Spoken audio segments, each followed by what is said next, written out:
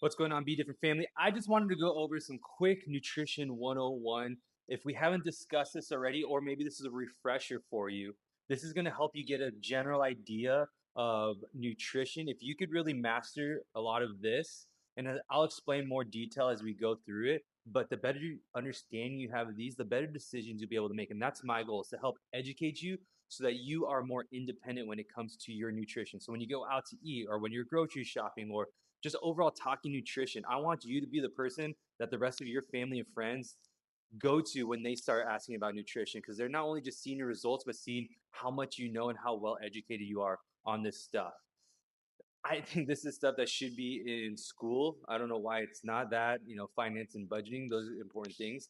But let's get into it. So, first and foremost, calories are going to be fuel. We need calories for energy. All of you burn a specific amount of calories just for living. This is called your basal metabolic rate, BMR for short. Basal metabolic rate. That means blinking, your heart beating, your lungs pumping air in and out, your heart, all those things uses energy. They use calories, so you have a specific number, your basal metabolic rate, of how many calories you naturally burn. Most people, let's say, give or take, and it all varies on your height and your weight, age, and a little bit about how much muscle mass you have on, but mainly your overall height, your weight, and age are going to dictate what your BMR is. I'll use myself as an example, and if you have questions about this, please let me know. Please respond to this video with your questions. Write them down right now. But for me, I burn on average about 2,100 calories without doing anything. So that means if I laid in bed, I would burn 2,100 calories because that's my basal metabolic rate. So our calories, our overall calories, again, is going to be fuel. Calories in is your food, your intake. Calories out is your energy expenditure. So BMR is calories out. That's for me, 2,100. And then after that, we have walking. We have our exercise that we do here in the gym. Even when you're working on a laptop or for work, your brain is using calories. Your body and hormones are using calories. So there's gonna be additional caloric burn after that. Um, so calories in, calories out is still going to be important. We're going to get into talking about those in just a second. When we take a step back and look at your overall calories, we have macronutrients. So your protein, carbs, and fats. So if you add up your protein plus your carbs plus your fats, that's going to equal your overall calories. So proteins plus carbs plus fats equal calories. Now here's the tricky part. It's not a 1 to 1 ratio. Protein, 1 gram of protein is going to hold 4 calories. Carbohydrates, 4 calories per gram. Now, fats have 9 calories per gram. Therefore, 1 gram of fat has over twice as many calories as does the carbs and protein. So if you're looking at our food, if we're looking at packaged food, or when I'm talking about lean meats, we're talking about more protein in there versus fats. So a ribeye is delicious because it's got a good amount of fat in there. A sirloin is going to be leaner, has less fats and more protein. Fish is a great option for protein because there's very minimal. However, salmon is a little fattier. You're going to get a lot more flavor from the fats in your salmon. Um, so that's how we kind of get a general idea from the numbers. Now, protein is important for helping us build muscle, and it's going to be important for recovery. So after your workouts, your body said, "Hey, I have these micro tears in these muscles. I need protein in order to repair this." Well, you know what is a priority? Your heart, your lungs. Those are going to be the first priority. So we need a minimum amount of protein for your body before it starts to prioritize the muscle. Once we start to prioritize the muscle, we build more muscle mass, which is going to increase your basal metabolic rate, how many calories you burn naturally. Now, a general rule of thumb is taking your goal body weight and cut that in half. So if your goal is 200 pounds, cut it in half, it's going to be 100. 100 grams is the bare minimum amount of calories that you need to fuel your heart, to fuel your lungs, to fuel your intestines, to make sure that there's enough protein to help maintain those. That's why we bump that number up and double it. So if your goal is to be 200 pounds, ideally we should be shooting for 200 grams of protein to start increasing our muscle. Now, one last thing about protein versus carbs and fats. Your body burns more energy to digest protein.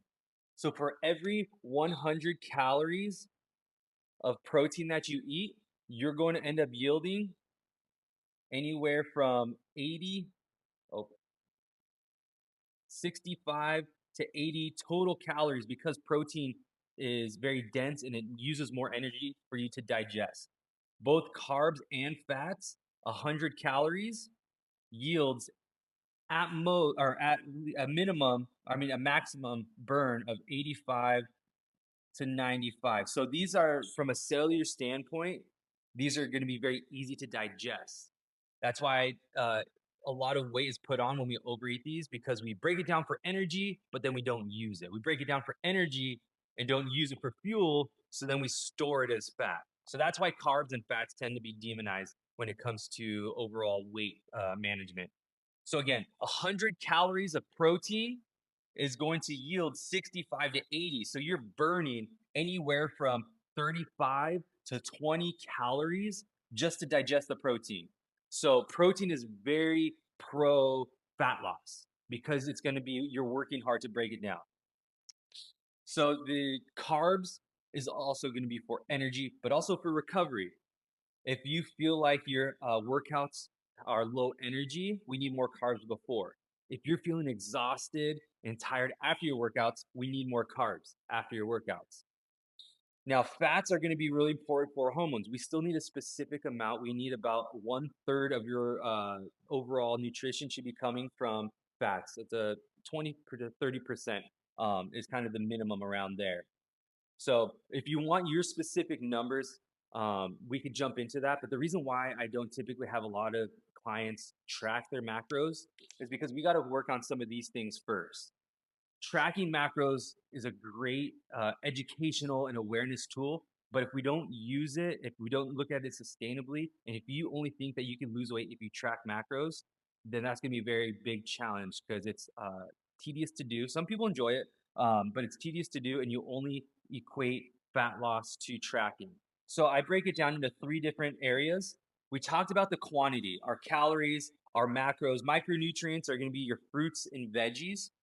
Then we have our quality, our food quality, improving our whole foods. If you eat more whole foods, you'll naturally eat less calories. The minimally processed foods and whole foods are going to be much easier on your digestion. Your body's going to get what you want. When we eat whole foods and minimally processed foods, you're going to get more micronutrients. You're going to get more vitamins. You're going to get more minerals. It's going to be a lot more macro friendly and a lot less calories when you eat more of this. So that's why I put such a big emphasis on whole foods and minimally processed foods.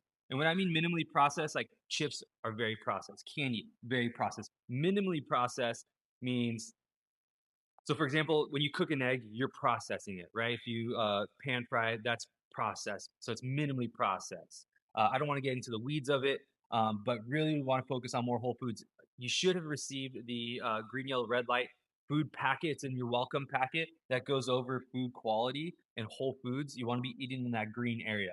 Now, last but not least, the third part of the breakdown of how I like to kind of categorize things is food skills, because this is going to make all of this easier. So you can work on these, but we also need to make sure that we are grocery shopping more consistently, that we're meal planning so we know what to get when we go grocery shopping.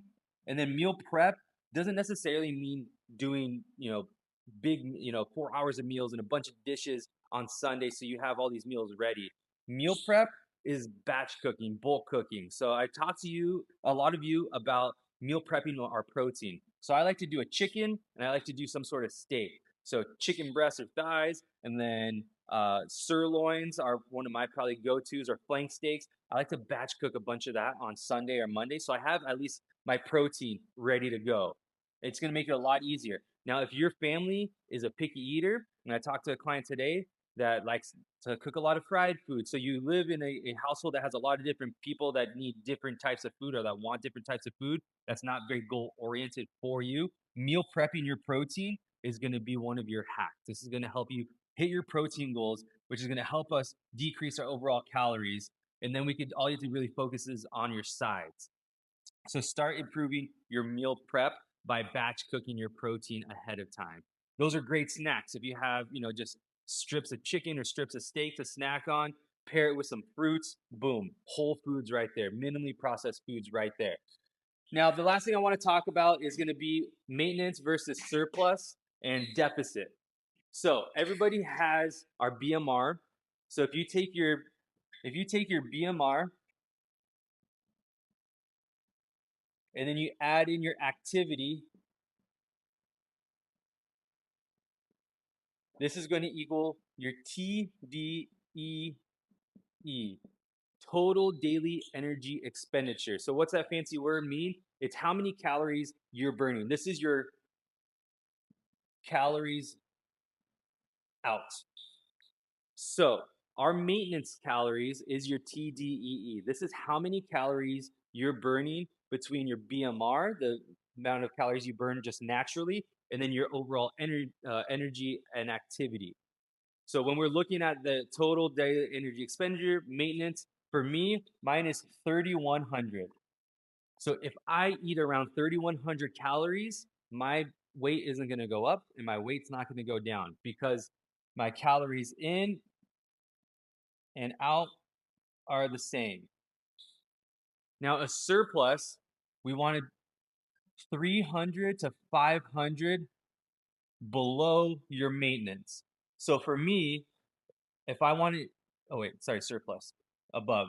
So surplus is 300 to 500 above my maintenance.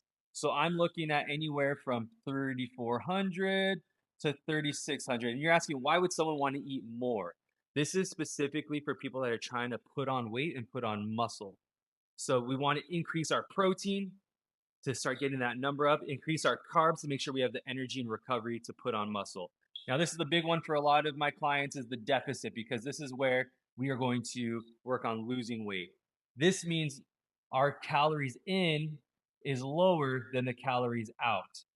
So we're looking again, 300 to 500 calories. So for me, I'm looking at 2,800 to that 500 caloric deficit, which is 2,600.